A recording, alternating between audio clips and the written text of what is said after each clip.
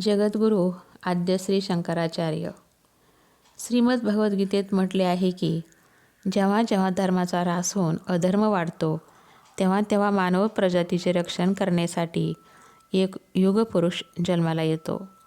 हिंदू धर्माच्या समृद्ध इतिहासात जे असंख्य संत ऋषी महापुरुष होऊन गेले त्यापैकी जर कोणास सांस्कृतिक, आध्यात्मिक आणि धार्मिक अशी पायाभरणी केल्याचे श्रेय द्यावयाचे झालेच तर ते जगद्गुरू आद्य श्री शंकराचार्य यांनाच देणे इष्ट ठरेल. श्री शंकराचार्याचा जन्म इसवी सन 788 ते 820 या दरम्यान वैशाख शुक्ल पंचमीला सध्याच्या केरळ येथील कलाडी या गावातील एका ब्राह्मण कुटुंबात झाला. त्यांचे मूळ नाव शंकर भगवंतपाद होते. त्यांच्या वडिलाचे नाव शिवगुरू तर आईचे नाव आर्याबा होते. लहानपणीच त्यांच्या वडिलांना देवाज्ञा झाल्याने अत्यंत प्रतिकूल परिस्थितीत त्यांच्या आईनेच त्यांचे पालनपोषण केले. वयाच्या 4थ्या वर्षापासून गुरुकुल पद्धतीने शिक्षण घेत असतानाच त्यांनी स्थानिक पंडिताकडून वेद उपनिषदे यांचा अभ्यास सुरू केला. असे म्हणतात की त्यांच्या वाणीवर साक्षात देवी सरस्वती विराजमान होती. 8व्या वर्षापर्यंत त्यांना सर्व वेद उपनिषदे श्लोक कंठस्थ होते. त्यावेळच्या परंपरेनुसार यज्ञोपवीत उपनयन संस्कारानंतर ते गुरुग्रही अध्ययनास गेले. वयाच्या 8व्या वर्षी गुरूंच्या शोधार्थ ते ओंकारेश्वर येथे पोहोचले. तेथे श्री गोविंद भगवतपाद भट यांना त्यांनी आपले गुरु केले. बालवयातच त्यांच्या अंगी प्रबळ वैराग्याचे गुण दिसून येत होते. आईकडून संन्यास घेण्याबद्दल परवानगी घेऊन ते घराबाहेर पडले. किशोरवयीन असताना एके दिवशी शंकराचार्य नदीमध्ये स्नान करीत होते.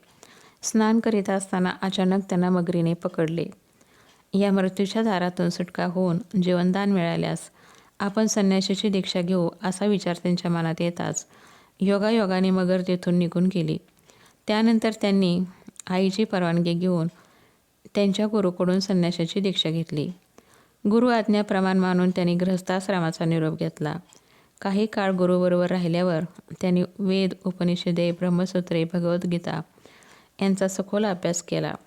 देशभ्रमंती दरम्यान त्यांचा अनेक धर्मशास्त्रातील अभ्यासकांशी संपर्क आला. त्यातून त्यांच्या गाढ ज्ञानाचा व विचारांचा प्रभाव दिसू लागला. त्यांची कीर्ती देशभर पसरू लागली. त्यांचे अनुयायी वाढू लागले. त्यांनी प्रस्थानत्रयीवर ब्रह्मसूत्र उपनिषदे व भगवद्गीता आणि अन्य विषयावर अनेक भाष्यग्रंथ लिहिले असून तत्त्वज्ञानविषयक ग्रंथ, संस्कृत स्तोत्रे आणि तत्सम काव्य रचले आहेत. त्यांच्या पद्यरचना अनुप्रासादी कला काव्य अलंकारांनी ओथंबलेल्या आहेत. शैव व वैष्णव हा वाद संपवून त्यांच्या समेट घडून आणण्याचे एक मोठे काम श्री शंकराचार्यांनी केले. ब्रह्म सत्यम जगन्मिथ्या हे तत्त्वज्ञान मांडून वैदिक धर्माची पुनःस्थापना केली. ते थोर भारतीय तत्त्वज्ञ, धर्मसुधारक आणि समाजसुधारकही होते. तसेच सनातन धर्मातील एक महत्त्वाचे व्यक्तिमत्व देखील होते. त्यांनी अद्वैत वेदांत दर्शनाला ठोस आधार देऊन चारही दिशांना वैदिक धर्माची ध्वजा रोवली आणि त्याची प्रतिष्ठापना भक्कम केली. भारतात धार्मिक तटबंदी उभारण्याचे ऐतिहासिक कार्य त्यांनी करून दाखवले आणि एकेश्वरवादाचा पुरस्कारही केला. त्यांच्या विचारधारेचा प्रभाव आधुनिक भारतात देखील तेजाने जाणवतो. त्यांनी आपले कार्य बौद्धिक, तात्विक आणि धार्मिक या तिन्ही स्तरावर करून निरनिराळ्या विचारधारेत एकसूत्रता आणण्याचा प्रयत्न केला आणि शिवाचे उपासक किंवा शिवाचाच अवतार मानले गेलेले श्री शंकराचार्य लोकोत्तर कृतीने जगद्गुरू ठरले. 8व्या शतकातील या महान धर्मसुधारकाने केलेले कार्य आणि त्यांच्या विचारांचा वारसा तसेच त्यांनी लिहिलेले पौराणिक ग्रंथ, स्थापन केलेले मठ या सर्वांचा विचार करता ते कोणी साधारण व्यक्तिमत्व नव्हतेच तर ते एक महान युगपुरुषच होते. त्यांचा खरा प्रभाव हिंदू धर्म आणि संस्कृतीच्या प्रतिष्ठित प्रतिनिधित्वात आहे. त्यांनी पंचायतन उपासनेची सुरुवात केली, ज्यामध्ये एकाच वेळी गणेश, सूर्य, विष्णू, शिव आणि देवी या 5 देवतांची पूजा केली जात असे. सर्व देवता एकाच ब्रह्माची, अदृश्य परमात्म्याची वेगवेगळी रूपे आहेत असा त्यांचा युक्तिवाद होता आणि म्हणूनच अद्वैत वेदांत हा इतर परंपरांपेक्षा वरचढ समजला जातो. ती एक तात्विक प्रणाली आणि त्यागाची परंपरा म्हणून ओळखली जाते. अद्वैत वेदांत ही एक हिंदू साधना असून ती आध्यात्मिक शिस्तीचा व अनुभवाचा मार्ग आहे. तसेच तो हिंदू धर्म आणि संस्कृतीचे प्रतिष्ठित प्रतिनिधित्व करतो आणि म्हणूनच अद्वैत वेदांताला हिंदू अध्यात्माचे आदर्श आदर्श उदाहरण मानले जाते. भारत भ्रमंतीदरम्यान श्री शंकराचार्यांनी अनेक प्राचीन हिंदू मंदिराचा जीर्णोद्धार केला. हिंदू धर्माच्या पुनर्जीवनामध्ये महत्त्वपूर्ण कामगिरी बजावणारे तसेच हिंदू धर्मात संस्थागत ओळख निर्माण करून देणाऱ्या 4 दिशांना 4 मठांची स्थापना श्री शंकराचार्यांनीच केली. दक्षिणेस श्री शृंगेरी शारदा मठ, पश्चिमेस द्वारका मठ, पूर्वेकडे जगन्नाथपुरी गोवर्धन मठ आणि उत्तरेकडे बद्रीनाथ ज्योतिर्मठ. श्री शृंगेरी शारदा मठ वेद आणि सनातन धर्माच्या पवित्र परंपरेचे पालन पोषण करण्यासाठी श्री शंकराचार्यांनी स्थापन केलेला हा पहिला मठ होय. कर्नाटकातील चिकमंगळूर जिल्ह्यात तुंगा नदीच्या काठी वसलेला असून एक सुंदर व शांत ठिकाण आहे. हे दक्षिणामनाय पीठ म्हणून ओळखले जाते.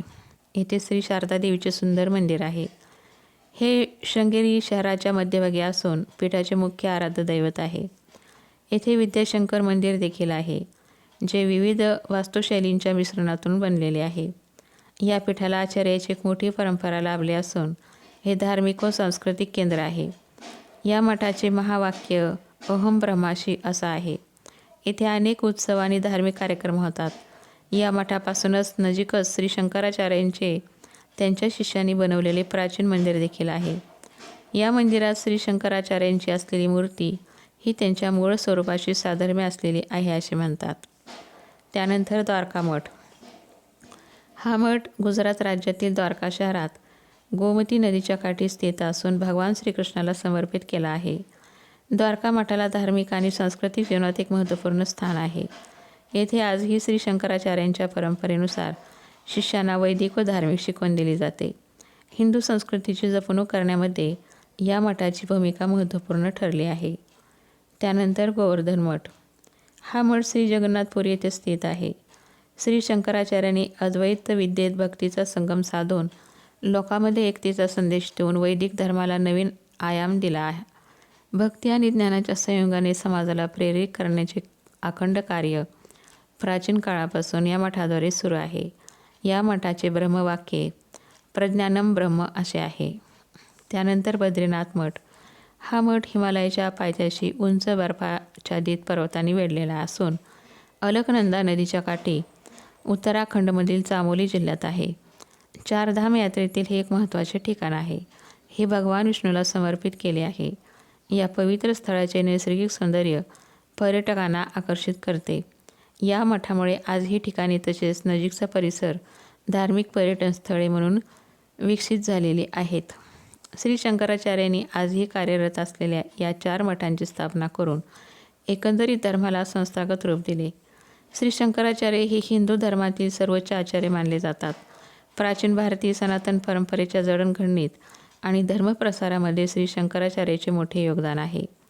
ते अद्वैत वेदांताचे संस्थापक, संस्कृत विज्ञाने आणि उपनिषद व्याख्याते आणि सनातन धर्मसुधारक मानले जातात. वयाच्या 4थ्या वर्षापासूनच तात्विकतेचा मार्ग स्वीकारून किशोरवयातच संन्यास घेऊन आपले उर्वरित आयुष्य वैदिक पद्धतीने हिंदू धर्माचा भारतभर प्रसार करून तसेच हिंदू धर्माची संस्थात्मक अशी पुनर्रचना मठांच्या स्थापनेद्वारे करून एकता, समता व सुधारणा या त्रिसूत्रींचा अवलंब करून जीवन जगणाऱ्या श्री शंकराचार्यांचे आयुष्यमान फारच अल्प होते. वयाच्या 32व्या वर्षी ते परमात्म्यात विलीन झाले. श्री क्षेत्र केदारनाथ मंदिरानजीकच त्यांचे निर्वाण झाले. आजही केदारनाथ मंदिरापासून काही अंतरावर श्री शंकराचार्यांची समाधी आहे. हिंदू धर्माचा प्रचार आणि प्रसार करणे ही श्री आद्य शंकराचार्याची मुख्य भूमिका होती. श्री शंकराचार्य हे एक युगपुरुष होते. त्यांनी ज्ञान, भक्ती आणि एकतेचा मार्ग दाखवला. आद्य श्री शंकराचार्य हे एक महान यती, ग्रंथकार, अद्वैत मताचे प्रचारक, स्तोत्रकार होते आणि म्हणूनच हिंदू धर्माच्या समृद्ध इतिहासात जे असंख्य संत, ऋषी, महापुरुष होऊन गेले त्यापैकी जर कोणास सांस्कृतिक, आध्यात्मिक आणि धार्मिक अशी पायाभरणी केल्याचे श्रेय द्यावयाचे झालेच तर ते जगद्गुरू आद्य श्री शंकराचार्य यांनाच ते निष्ठ ठरेल. अशा या थोर युगपुरुषांची जयंती दरवर्षी वैशाख शुक्ल पंचमीस साजरी केली जाते.